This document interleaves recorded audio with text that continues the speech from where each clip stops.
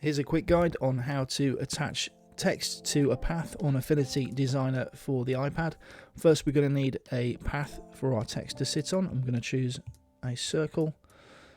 The ellipse tool will be an oval. I'm just going to hit the shift key to lock in the proportions to make a nice perfect circle.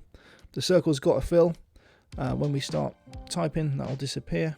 So I'm going to pick up the artistic text tool, and if you want to write on the inside of the circle, you tap on the inside. If you want to write on the outside, tap on the outside, but don't go too far either way, or else you'll create a path of text that's not connected to this one.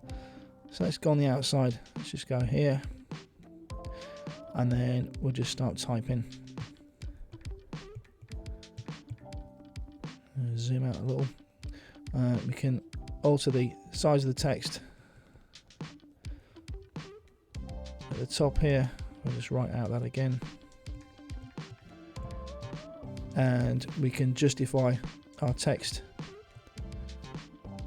with these options at the top, and we can also grab the green handles and slide the text around the path.